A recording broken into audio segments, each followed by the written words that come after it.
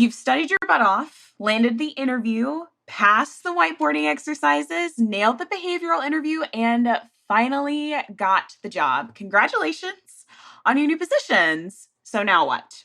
Today, we're sharing some of our experiences to help you transition into your job as smooth as possible. Let's get into it. Welcome to the Ladybug Podcast. I'm Kelly. I'm Sydney. I'm Allie. And I'm Emma, and we're debugging the tech industry. Something we often discuss on the podcast is productivity. One tool that helps thousands of web developers and designers do more every day is GoDaddy Pro. Combining site, client, and project management, GoDaddy Pro is an all-in-one solution made by and for web professionals. Whether you're new to web design or looking to grow your business, you'll find free tools, products, guidance, and support to help you deliver results for clients. At the heart of GoDaddy Pro is the Hub. From one intuitive dashboard, the Hub seamlessly brings your sites, clients, and projects together. Manage and monitor all your clients' WordPress sites from a single place, no matter where they're hosted. With a single click, perform bulk updates, backups, security checks, and more to save time and free up your day. On top of all that, you'll find a thriving community of web designers and developers who share advice, insights, and learning opportunities. GoDaddy Pro is free to join, so head over to go.me/ladybug to get started. Again, that's go.me/ladybug. So welcome, everybody, and hello, ladies. How are you this fine Monday morning at 9 a.m. Central Time? So confusing. I know it's 10 in Kelly's, and it's about 3 where you are, Emma? It's 4 here. We actually just switched the clocks on Sunday. Oh, yeah. Oh! That's different. That's interesting. I wish that would stop, but that's okay. It's fine. Hi, how are you guys? It's so good to see everybody this morning. I see that the comments are just kind of like going kind of bonkers right now. So we'll be kind of checking in with you guys with some of your questions later on at the end of this. But today we are talking about you got a job. So now what? There are a couple of things that we think would be really good to share with you guys, but I really want to know, I just feel like with the experience of having that first offer was just very just surreal, I guess. I don't know about you, Emma, for Spotify, since that was your dream job, or with you, Allie, with AWS. What was that feeling like for you guys when you got that, when they said, yes, we want you, let's go, let's do this? So I actually didn't ever negotiate a job offer ever until Spotify gave me well, it's not great, actually. I think you should always negotiate up until a certain point. And actually, women are less likely to negotiate salaries. Yeah, it is. We should do a whole episode about salary negotiation. But when I got an offer from Spotify, I did try to negotiate, and I have a couple of tips that I can mention in a second. But they actually, what I loved, they gave me the best offer they possibly could straight out of the gate. They didn't even try to force me to negotiate, which I appreciated. Oh, I see. That's how I actually handle it at the tap room. I set everything fixed salary. This is exactly what you're going to be getting paid. Everyone gets the same benefits. I mean, when you have unlimited vacation plus, 20 minimum days or whatever, there's not much to negotiate. But my goal there is to take the pressure off of having to negotiate and let you focus on everything else that comes with getting a new job. So that was a very intentional move that I made. Yeah, actually doing the job and having people focus on actually wanting to transition into it pretty smoothly. That's really great. That's really great that the tap room is doing it. What about you, Allie? How about you with that? I did not negotiate for my first job. I tried to, and they were just no. But the last couple jobs I have, General Assembly was also, I think, Kelly and Spotify, where they give you what they can out the gate, which is not the best. Anyways, but it's good that they do give you what they can when they do, even though that's probably not a market offer. And then with AWS, I did negotiate, and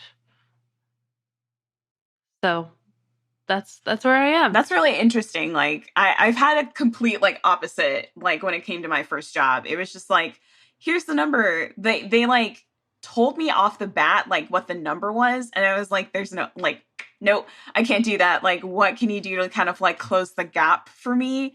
Because like, this is what I'm looking for.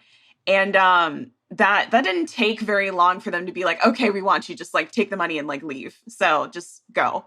And that, I don't know, like you guys have had different experiences. I'm really grateful for mine. And I know that in other positions that I've had that are not tech related, I've definitely like not negotiated my salary. But I think that we should at least like give our audience here some tips on how we should actually negotiate. And so, Emma, do you want to talk about some points that you have first? Yeah, definitely. So before you do negotiate, first of all, you need to do your research.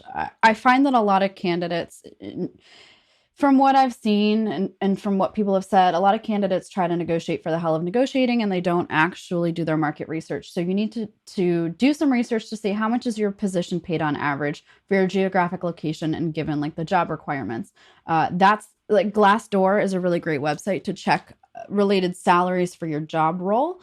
But yeah, you need to have like some semblance of an idea of like what you should be expecting to receive. And really it's all about, why do you deserve this? Like, so when I wrote my negotiation letter, it was all about like, I am really excited to work with the team. You know, I really hope I can join you, given, you know, all of these things. And I listed out some of the contributions that I make, given, you know, that I'm a heavy contributor and I make, you know, courses, and I'm essentially acting as a representative of Spotify to the community through my work. I'm looking for something in this range or around this number. What do you think? And just remember, like, your recruiter wants to help you, but they do have constraints. And so you need to recognize this and make it clear that you really do want the job. Don't say like, oh, if you don't give me this, I'm gone. No ultimatums. If you give them an ultimatum, they're probably going to rescind an offer, which I've never had happen, but I have heard horror stories. So I would just suggest, if you're going to negotiate, do some research about how to negotiate effectively. I think the Harvard Business Review has a great article, and just, you know, have someone that you trust professionally read through it, make sure, like, or use Grammarly if you don't trust someone not to spill the fact that you got a new job offer. Use Grammarly. The paid feature, they have a tone analyzer that can analyze your tone, so making sure it's not aggressive or anything. I will say with one caveat, okay, always don't give ultimatums, but I also see if you negotiate and it's completely reasonable and that company rescinds the job offer, consider that a blessing in disguise, because that's generally a red flag if the company is just like work environment. Exactly. That's a lot to have to deal with. Yeah. There's a question in the chat I'm seeing. And for those listening on a podcast app, this is our last episode of the season. So it is live on video, which is wonderful. So the question is, do you think geographic location has a role in salary negotiation for a remote role? Absolutely, it does. If you're going to be working remotely, it's kind of up to the company to determine whether or not they want to provide the same level of salary across all similar roles in the company, or if they want to base it off geographic location. So just make sure that you're aware of that. Yeah, it definitely varies from company to company how they want to handle that. I have mixed feelings about offering a lower salary just because somebody happens to be living, let's say, in Nebraska. I don't know what the going rate is in Nebraska, so I'm just throwing out a random state. But I have mixed feelings about it, because you shouldn't be penalized for living in a low cost of living area either. I love how some of these companies are starting to make sure that their rate is kind of constant depending on like your geographical location, now that it's basically like kind of standard that we're working from home now. So definitely make sure that you guys do your research, because you never know like what you can negotiate, especially if it's not necessarily the monetary value that they're able to give you. Maybe they're able to do something else when it comes to negotiating some of your benefits, like how many days potentially that you'll get off, or if there is, I don't know, like something about potentially like insurance policies, whether or not you're able to work from home, whether or not you can negotiate for that. Negotiating for like a stipend or something for like office supplies. Like if you're working from home, like, is it okay that I can like buy a desk on the company's card? Like there are different things that you guys can negotiate that's not just money. So make sure that you guys are aware of that. So yeah, it's a really important point. And actually, I was going to mention Wesley in the comments actually commented on that exact thing. Real quick, though, about negotiating paid time off. This might just be an American benefit in terms of negotiating, because I believe in Germany and Sweden our vacation days are set by the government. So I wouldn't necessarily say we can negotiate paid time off in Europe, but I'm not positive. I just believe that is true. But equity is a great thing to be able to negotiate, or working hours if you can't negotiate PTO. Yeah, and to build off of that, I would say that a lot of very large companies aren't going to be able to change that either. It's just set universally across the board. But in my experience, most startups are able to, but they're usually less likely to negotiate on salary because usually they don't have much money. They're startup unless they're like VC backed. Please go easy on us bootstrapped startups that don't have, millions of dollars in the bank account to pay top tier salaries. Yeah, for sure. So depending on the job, it's going to be different what you can actually negotiate and meaningfully too. That makes sense. Yeah, I think that, is there any other things that we want to talk about when it comes to the salaries and like negotiations and things? Julietta says in Germany, the vacation days are by law 2 days per month. So at least 24 days a year in some companies, up to about 30. So, that's really interesting. Like, you can take 1 or 2 days off if you're sick with, okay. That's very nice. I would love that. Yeah. Because I feel like very nervous about like having to take sick days. And I think that that's just like a very American thing where it's like, make sure that you keep working, make sure that you do this. It is an American thing. I don't know. It absolutely is an American thing. Also taking mental health days. Oh my God.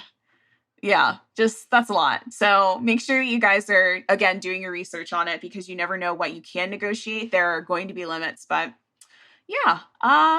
Moving on, I think, now that you have gotten the job, potentially after you've negotiated your salary or negotiated your benefits, there's going to be a lot of housekeeping that I think that you guys should be making sure that you do, at least like the first couple of weeks on the job. I feel like in the first 2 weeks, I'm very like anal about this myself. So, there are a couple of things that I feel like we should be doing over the course of those few weeks, especially because this is just going to kind of determine like what exactly the pace that you're going to go at when it comes to your job for like the rest of the time. So expect to feel overwhelmed, especially like in a developer position or some type of tech position. You're not going to always know what is like going on, or what technologies you're going to be exclusively using, who you're going to be able to talk to about like different things that you might need on your team, like the hierarchy necessarily of like who like your management is, who you need to talk to in HR about different things. So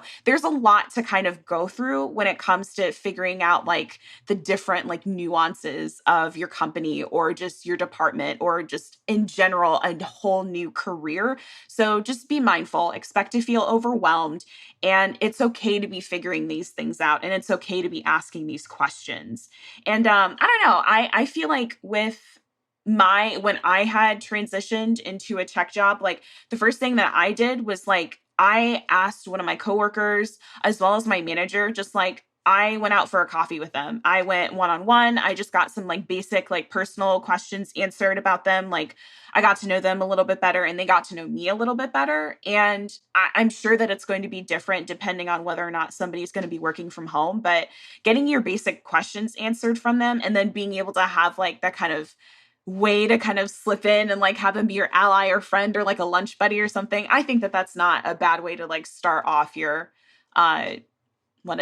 transition into a new role. So yeah. I would actually go beyond that. And I would say it's to schedule like a half an hour one-on-one with every person that you think you're going to be working with directly, because the most important thing that you can do early is to build trust and to build up relationships with these people, because you're going to eventually need them in order to get things done or to ask questions to, or in order to collaborate with them on things. You're going to need to get their opinion. And so building up that relationship early and talking about both what they do in their job, what their role is, what their day-to-day looks like, but then also who they are as a person. So you can sidebar them in meetings and be like, oh, how was your weekend or whatever. I think that those types of things go a really long way, and building those relationships up before you have to have the more difficult conversations with them down the road is really important. And I definitely want to stress, like, this goes beyond those, like, your coworkers, anyone tangentially related to your job. Like, expand out in the company. I wrote a blog post called 5 Reasons Why Spotify's Onboarding is Better Than Yours, which is a sassy ass title, and I'm here for it.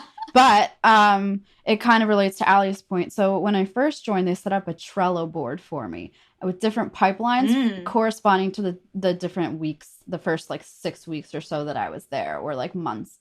And they had different tasks. And I had a card for every single team member. So there was a whole column with everyone's, all the team members, their photos, their bios, everything about them. And then a card that said, schedule a 30-minute one-on-one with every single person. And I had to check it off every time I did. They also assigned me a buddy. So even before I joined, I was in email contact with this person. They attended some of my meetings with me, even if they didn't have to be there, just for like, emotional support.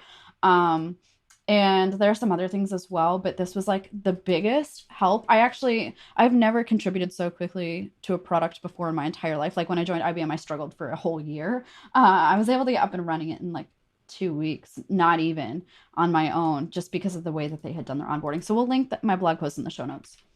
We're a much smaller company than Spotify, obviously, but we intentionally pair each new hire with somebody else that they can absolutely always go to for anything. But we make very big introductions for everyone who joins the team, so they know who everybody is. I like to think that our developer onboarding process is pretty great as well.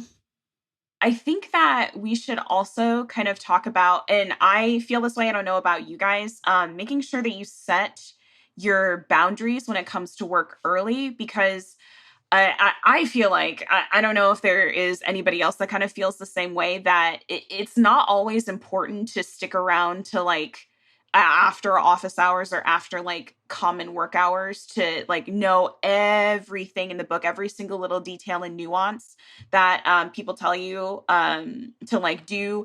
And I feel like that's also kind of a setting like actual like strong boundaries for like between your work and personal life, especially if you're working from home. And setting the precedent that you're always available is not going to be good for you in the long run, especially if you feel like this is that you're feeling obligated because, like I'm new, I need to make sure that I'm learning everything. It's really not always going to be that important to know something and like stay on after hours just to like get that little thing. I'm sure that there are ways and processes for you to make sure that you get whatever questions that you have like answered. And so I normally set reminders throughout the workday for when I need to get my ass up, when I need to go eat lunch, when I need to go take a walk. I bought my Apple Watch recently just to make sure that I was able to have that like, hey, get up. I need you to get up. I need you to walk around and do like whatever. You know what I'm saying? Like it's really important for me to set those boundaries because I know that I will commit too much. There will be too much stuff going on and I feel like it's important and it's not always important. What about you guys? What do you think about that? I think setting professional and personal boundaries is important. Like I make it very clear to my friends and family that like, hey, I'm not going to respond right away. I'm not like an instant communicator. I hate actually using my phone to communicate. So there's a good likelihood that it'll take me like 2 weeks to get back to you. And so I do that personally and professionally.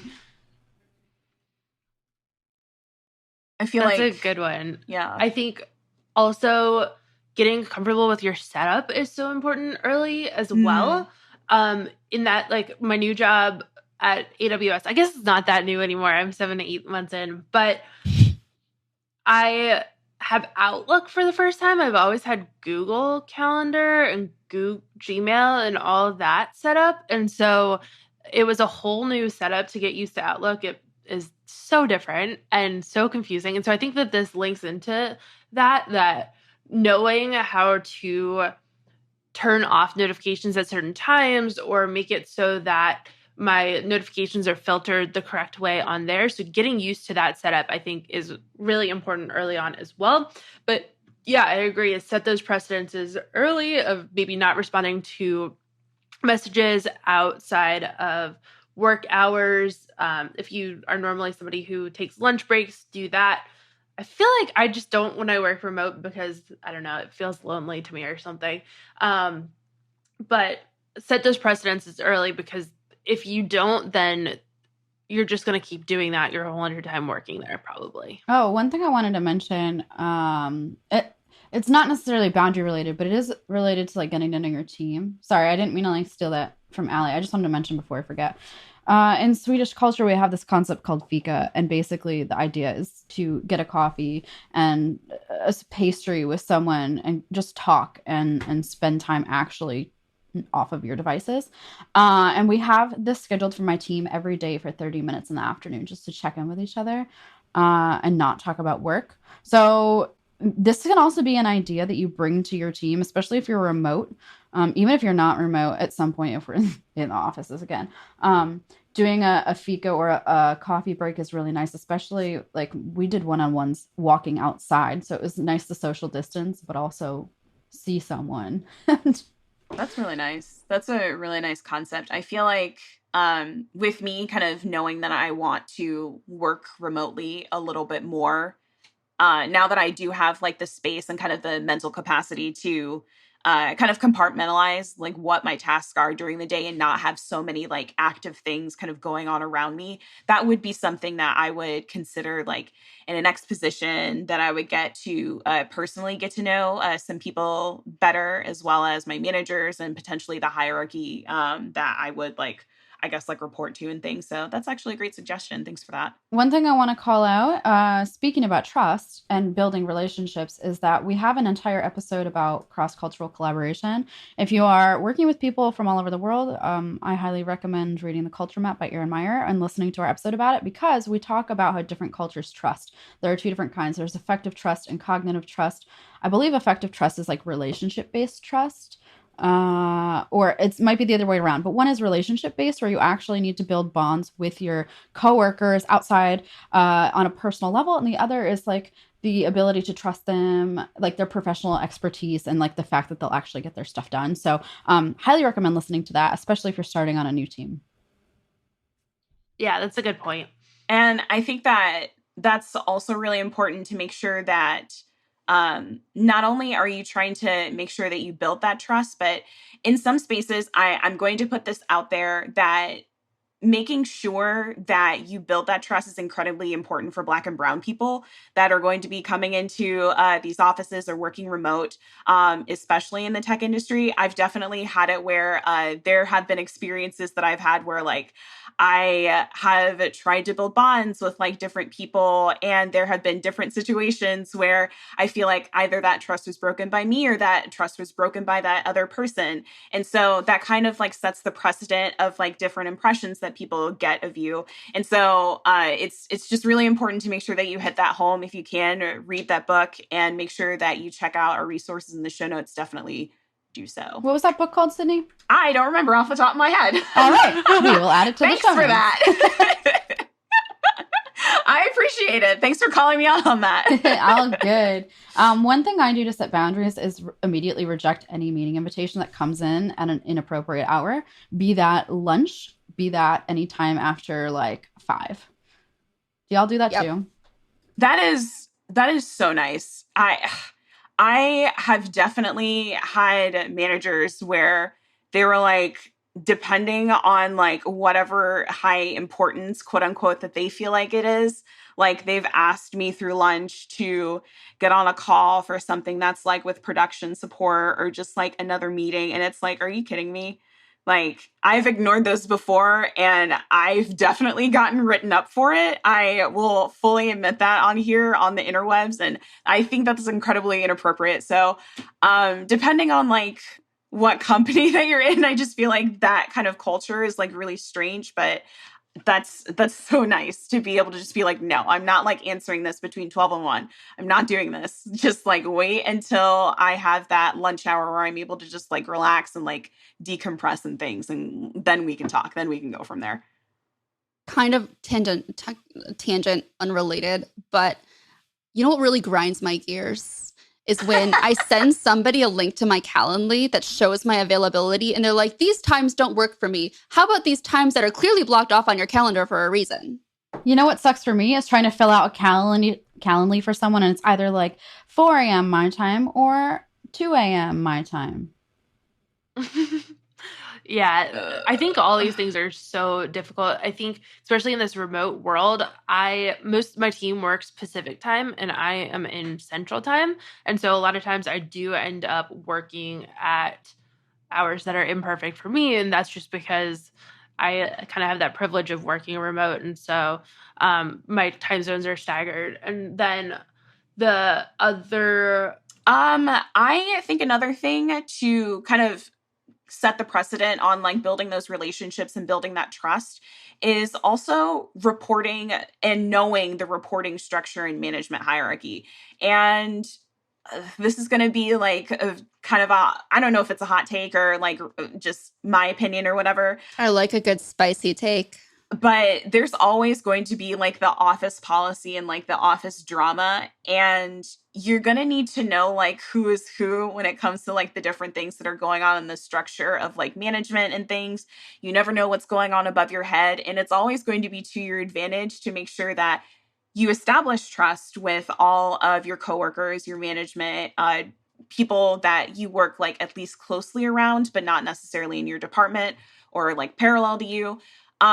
It's always, I feel like, about making sure that when people are speaking about you, like in the room that you are not inside of, it's always positive. So like knowing that there are going to be office politics wherever you are, making sure that you're not going to be exclusively like involved in anything that's like dramatic, and don't be a gossip. Like, don't do that. Just, you know, I understand the need to be like, oh my God, whisper, whisper. Like, it happens. We've all done it in some cases, but like, don't make that be the precedent of like the impression that you've like are giving off, because it's not, you don't want to be opinionated like way too fast when it comes to the different like topics in office drama. So I just wanted to throw that out there for some people, because it's very easy to get caught up with things like that. So don't do it.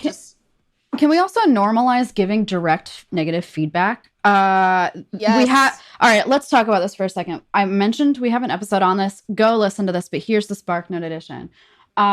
There are 2 different types of feedback cultures, kind of, 2.5. Direct negative feedback cultures like Germany and a lot of countries in Europe, I would say, are direct negative feedback cultures where they will literally tell you what they mean. It's very explicit. It can kind of come off harsh depending on where your culture sits in relation to that, if you're more like read between the lines or direct, whatever. But they're very straight to the point. Then you've indirect negative feedback cultures that perhaps use these words. I think they're called downgraders, that kind of lessen the blow. And Americans are, when I say Americans, I mean people from the United States of America. We are very great at the compliment sandwich. So sticking in a piece of constructive criticism in the middle of 2 positive compliments. And then the better way of calling the compliment sandwich is the shit sandwich. Yeah, just to be clear. I hate it. Oh my God.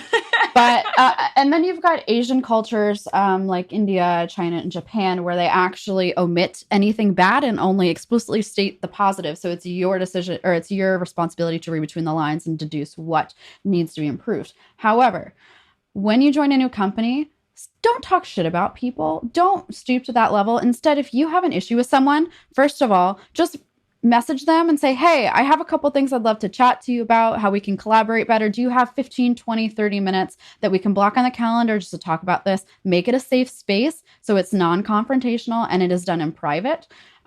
Use the template of like, hey, here's the action that occurred. Here's how it made me feel. Here's how we could work better together moving forward. Don't gossip. Use that template and listen to our episode because it has a lot more advice for you. I would say the one thing I would add to that is immediacy. Don't wait to do it, because don't wait to do it. But then also don't put the blame out there. I think that this is like a big thing for like therapy is that don't use you statements, putting the blame exclusively on them, and don't put it in third person. It's like this situation happened. I feel that this situation happened. You're putting it in your perspective, and it's going to be their job to be able to like take that constructive criticism and constructive complimenting, because there is a such thing as that. And they're going to be able to say, like, is this something that was right about me? Is this something that had happened where I potentially like hurt people's feelings? If yes, then they're going to be much more like responsive about like what type of changes that they can make. And if no, some people will not understand that maybe they have offended somebody in some way and just kind of move on with their lives. It's okay to forgive people about that, because sometimes just like they don't realize that this is something that has hurt you. Hopefully in that explanation, you've been able to kind of say exactly like what has happened in the situation where like it was hurtful or disrespectful and things. But it will happen where there's going to be that like miscommunication where maybe the other person doesn't think that anything is wrong. Like, please don't hold that against them. It's different personalities. It's different type of projection degrees, and go to therapy about it if you're super like fucked up about it. I'm just saying. Also want to shout out the book Crucial Conversations. I highly, highly recommend every single person reads this book. It applies not only to work, but to just difficult conversations you have to have in your everyday life as well with relationships with anybody. We'll include a link to it in the show notes. Look it up. Crucial Conversations is what it's called. Highly recommend. Well, I also want to say real quick that something you should really be thoughtful about when coming into a new team is that you don't have all the context. You don't know all the reasons for decisions.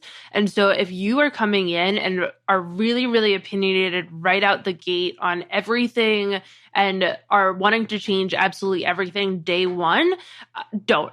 Take a step back, listen for a while, be somebody who tries to learn from the other people at your workplace, learns the context for things, that learn why certain decisions were made certain ways, learn why things are the way that they are, and then earn trust with your coworkers so that when you do want to change something down the road, you have that built up. Because a lot of times if you're just like, we need to change X, Y, and Z because they're awful right now, you're like insulting all the people who have been working on that team already, who have built X, Y, and Z for all these reasons that you probably don't know of yet. And so take a step back, listen, be humble at first. Don't think that you're just coming in and like going to change everything right off the bat. Please don't try to bulldoze.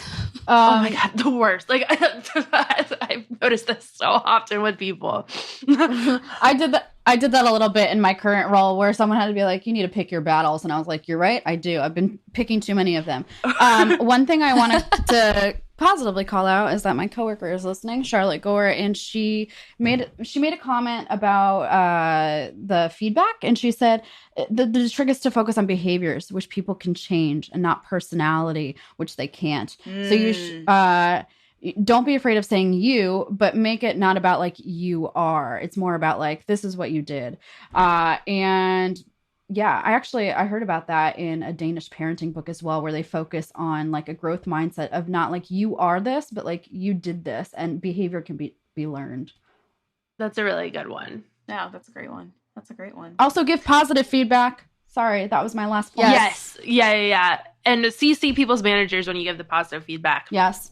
Please give positive feedback. That's the only way that you're going to be able to like establish like, oh, okay, like imposter syndrome is rampant, people. Like, come on. Sometimes you just like, you don't know. And I think that we've all experienced it where it's just like, am I doing okay? Like, is this something that like I can truly say? And just sometimes I need that. I need that like external like confirmation. Not always, but like, yeah, just especially when you're starting out.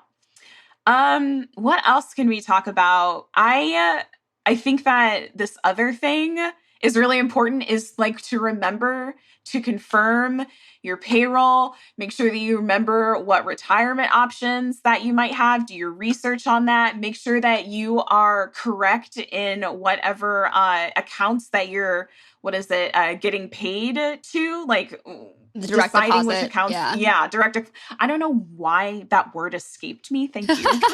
I live this life. as the employer. So yeah, definitely. I mean, you should already know what types of benefits you're getting since you did sign the job offer and you did sign the employment agreement. But take advantage of these. Not every, especially if your company has a 401k in the United States. That does not automatically opt you in. Make sure you opt yourself in if you want to take advantage of that. If your company offers some kind of match, like let's say a 4% match, that's free money. Do it. Yeah.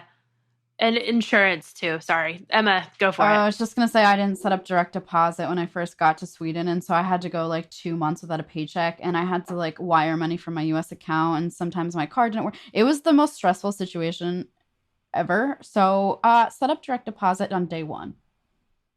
Yes. Yeah. Especially because we only get paid once Also, a month here. So I had to wait a lot longer. That's right. Oh my God. Also, shout out to Gusto. We use Gusto for our payroll solution. They make the onboarding process for new employees so incredibly easy. They are not paying me to say this. I am just a huge Gusto fan. Hashtag not That's awesome. sponsored. That's really good. I think it's all. Can we get them to sponsor us? That would be nice. Hey, Gusto, if you're listening, hit me up. You know, I think this topic of conversation really revolves around making sure you know what your benefits are and utilizing them. So, like, when I joined Spotify, they had a lot of sessions about benefits, like a lot of benefit conversations. They offer, here are things I didn't know about. They offer like in vitro fertilization to couples in the US up to a certain threshold. They offer egg freezing for women who are not ready to have children yet, but want to someday. Like, these are all benefits that I wouldn't necessarily have known about if I didn't attend these sessions. So if you have them, do them. If they don't, make sure you read the company's handbook. I know it does not sound like a fun read. Read the handbook. It's very helpful. Also, some of us pay an attorney a lot of money to draft a handbook. So put the money to good use. Yeah. That makes sense. sense. And if you work for a big company and they give you like a checklist of things to do, actually go through that checklist of things to do. Yeah. I think Emma and I both had this experience recently, me with AWS and her with Spotify, where AWS gave me this massive checklist of things to do.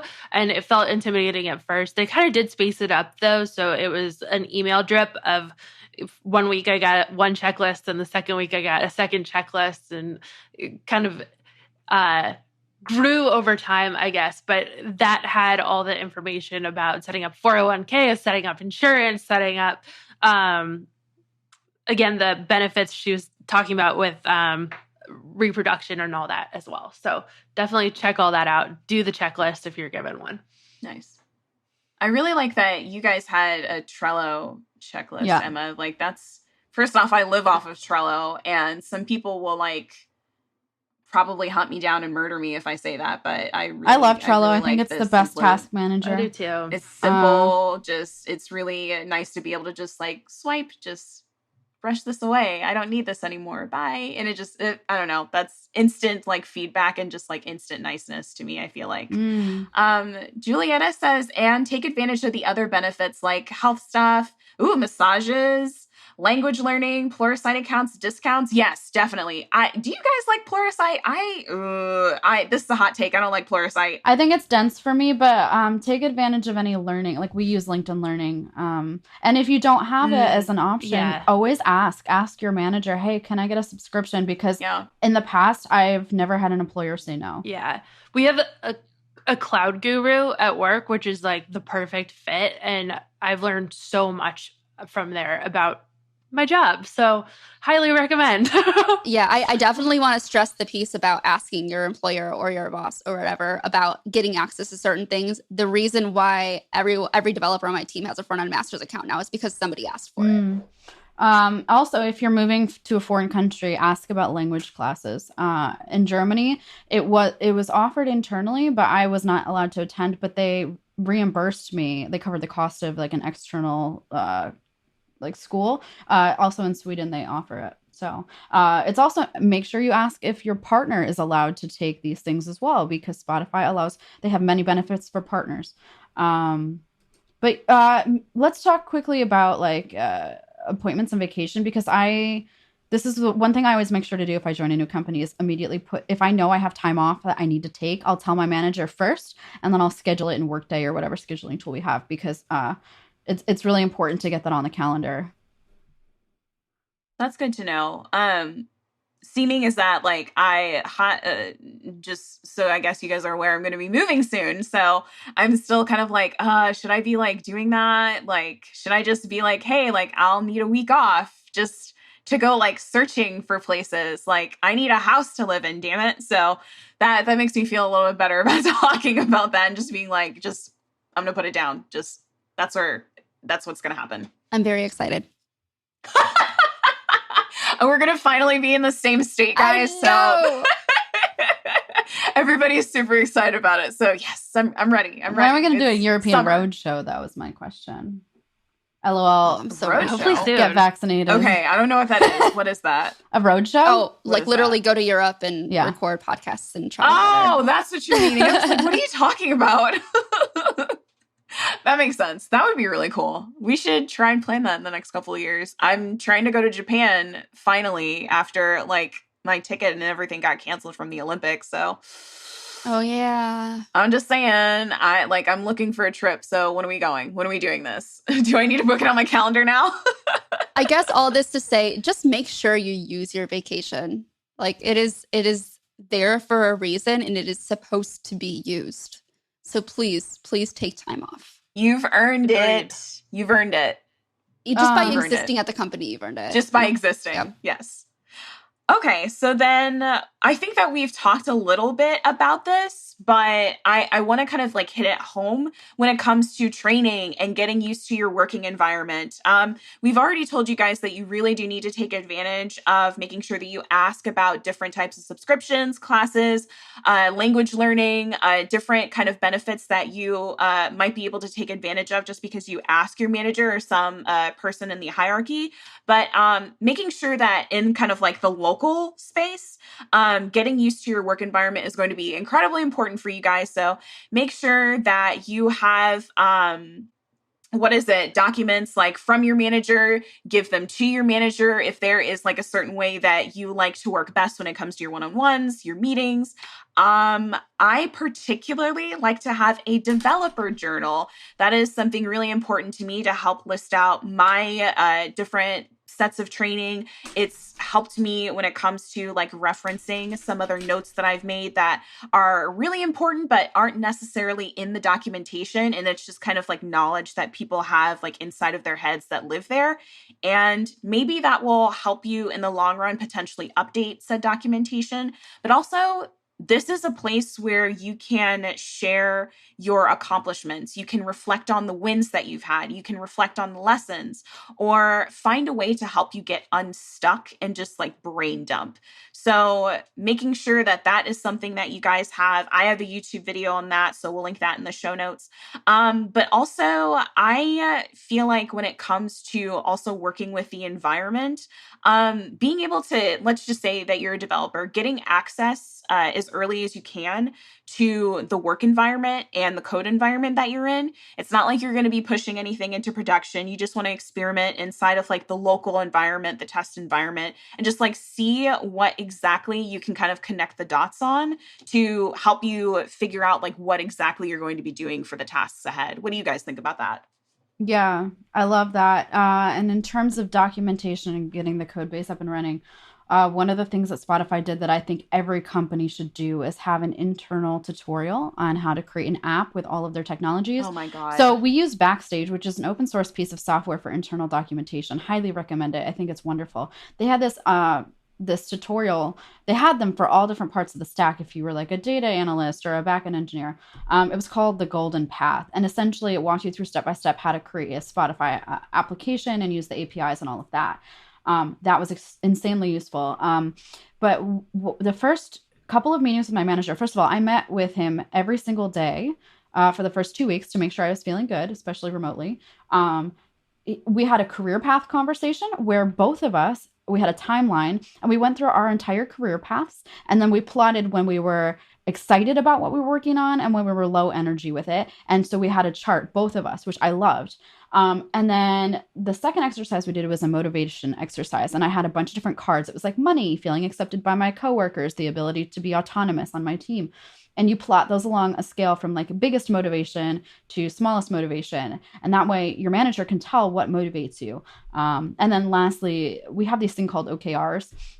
It stands for objectives and key results. And that's where I track not only my personal goals, but my progress on those goals. So make sure you're tracking your small wins. I think also I think having documentation that you pass from manager to manager is a really great idea of all the things that make you tick. So the motivations, like Emma was saying, what your career goals are, but then also your wins, how you work best. What are things that really bother you or really get you fired up? What are the things that, exactly. What are the things that make you unique as a worker? Because even if you stick out this job for 10 years, most likely you're going to have a bunch of different managers over that time. And so having documentation that you can pass from manager to manager, and so it doesn't hold back your career when you change managers, I think that's a really great thing to have. I also have a notes repository and then a wins repository where I have those both private on my GitHub.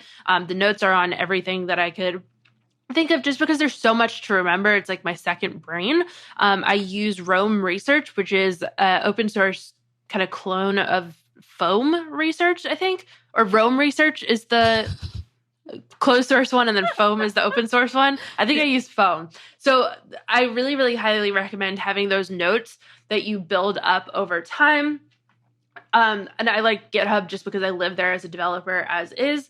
I would also say from a management perspective, have quick wins that you can set up for that person. So give them a couple of issues that will allow them to navigate your code base, but will be pretty quick for them, at least hopefully, to finish and complete and make it so that they feel accomplished early on. That makes sense. I have a question here that I'd like to address. Caitlin Floyd had asked, when you're starting a new job, how much learning should be on the clock and how much should be off the clock? I think that depends. It's very much dependent on the company. I don't expect you to do any additional, like if I hire you to build Shopify stores and you don't know Shopify yet, I'm not going to expect you to work overtime on your own time to learn Shopify. I'm literally paying you to learn that. I think that I had the expectation where I was supposed to be learning always off the clock. And in some ways that left me very burnt out and very stressed and very demotivated about the different projects that I was on at one time. And so when I stopped doing that, I felt much more like appreciative of like the resources that I was given to do everything on the clock, like at certain times, because I don't know, maybe sometimes it's not like appropriate to like be sitting down and like learning things when you're supposed to actually execute. But I think that also just like depends on like the like structure of the company and like how like strict that is. I don't know. I have different kind of takes on that, but what do you guys think, Emma and Allie? I think there's a huge benefit to as you need to know learning. So don't necessarily spend hours and hours and hours on the workday learning all the things you could possibly know about X topic that you don't really need to know that much about. Right. But learning the things that you're going to need to know to get X ticket resolved or whatever, that is completely within the scope of what you should be doing during the day. I also think that employers that have a block of time each week for you to learn is an awesome benefit to have. And so I think most of the learning should be during the workday. That being said, if it's something that's a little bit tangential, then maybe that is done during a different time. Yeah, agreed. We do these we call them hack weeks, where every month, I think, they give us a week to literally hack on whatever we want. We can build something or we can learn something. And if you learned anything substantial, you're welcome to talk about it. But yeah, it's just, honestly, I don't think anyone at Spotify would ever look down on you for being like, you know what, I'm going to take today and just learn. And I love being in that type of environment. And I encourage any employer listening to adopt that as well, because it's going to pay off so long as it relates back to your day job. It's in some way, right? Like I'm not going to go learn Swahili on the clock, but I think one other thing that we should mention is that you're only going to be new once. And so while you're new, ask all the questions that you have, because you have the total excuse of not knowing anything at this point. And so get comfortable asking questions at this point. And there's no such thing really as a dumb question.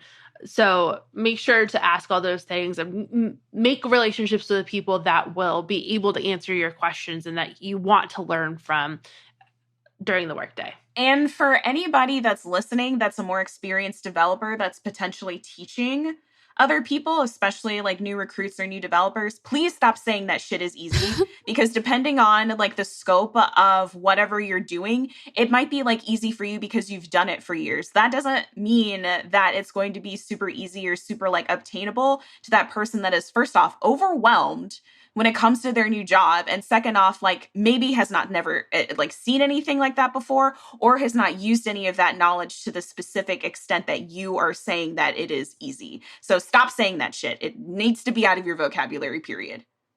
Awesome. I have one question from our audience that I want to address. So as a junior software engineer, what kinds of targets, goals should you be setting for yourself in the first few months of joining the company? And I think this is going to really depend on your company. And so I would talk to your managers and mentors and see what they suggest as a reasonable goal, because it's going to be very different at different places. But I think starting to get comfortable with the code base is the most important thing that you can do early on so that you can navigate it faster and faster in the future. Exactly. In those first few months, you're really spending time familiarizing yourself with the company, the processes, the code base, as you mentioned.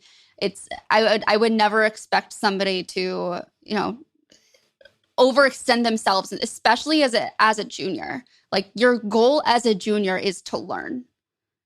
At least it should be. They even told me day one at AWS, like, we don't expect you to be up to speed until 6 months in. Like, we don't expect you to be at that point until then. And so having those expectations set up front, I think is really helpful, that you don't have to know everything day one. You don't have to be fully up to speed. Yeah. You have a certain amount of time in order to get yourself there. Absolutely.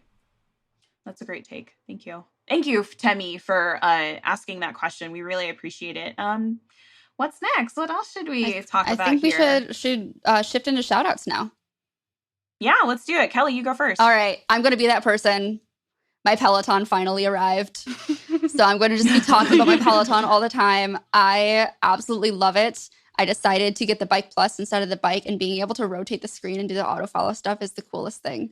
And also I'm a really, really competitive person. So finally getting access to the leaderboard is very inspiring for me. So I am happy that after 12 weeks, my Peloton finally arrived. Cool. Congratulations. Thanks. That sounds great. How about you, Emma? I'm going to do some self-promo because why the hell not? We finally released the new edition of my book about the technical interview process. Super excited about it because it's been a year since I first released it. So very excited, and shout out to the team, Joel, Hooks, and the team who helped me get this off the ground. Congratulations. It's a really great book, so you guys should check it out. I'm like slowly going through it myself, so. Thank y'all. It has been Ladybug Podcast approved. I mean, I don't know if that makes sense. It's a bit like biased, we're on the Ladybug podcast, yeah. So I don't know if that like is biased, but whatever. It's a little, it's like Stack Overflow recursion. Approving our own stuff. Cool. Something like that. Allie, what about you? Mine is the Calm app, which is this meditation app on my phone. I've been really enjoying that. It was like somebody who was like, I could not do meditation. I'm just too wired up and anxious, but I've been doing it recently and it's been nice. So highly recommend. Sydney, how about you? I have a couple of like very small things, so I'm just gonna like list them out today. First off, thank you guys so much for like having me as a co-host here. Like, it's been really fun. Definitely was not expecting Emma to like hit me up and be like, hey, just I loved your talk after like me and Allie like had you on the show. Like, fuck it, let's just do it. Let's just like have you as a co-host. So I appreciate it, all the love. It's been a wild ride, honestly. And yeah, we're gonna like slowly get all these YouTube videos up. So just stay patient with us, guys. The second thing is that I realized that some of my launch code students actually listen to the Ladybug podcast and didn't realize that I was a co-host. So shout out to you guys. Hi, you see my face now. So haha, it's good to see you every Wednesday. And then next, all of just everybody that has been really supportive of me. It's been like a really strange and like stressful past couple of months. So you guys will hear about it later. It's totally fine. I'm not dying, but I just appreciate everybody that's been very supportive of me and everything. So yes, love and happiness and shout outs and thank yous to everybody. That's it. And we love you. Yeah. And we're so glad that you make the Ladybug podcast. Yeah. So. Oh, thanks. I appreciate it. Yeah, so that is it. That's it for our live show. And if you liked this episode, make sure that you go on ahead and tweet about it. And because you have tweeted about it, we will select one tweeter to win a copy of Miss Emma's free book this week. We're going to give a free copy. So just make sure that you guys tweet about it. It's not free actually, but we are going to be sending out a free copy. I don't know why I said that. But anyways, this is our last episode of the season. Like, I think that it went pretty successfully, ladies. So I think it did. But we will be seeing you guys in a couple of months for season 6. And we'll have more resources in the show notes and things. And that's it. We love you guys. Thanks so much. And this is the Ladybug Podcast. Thanks for watching.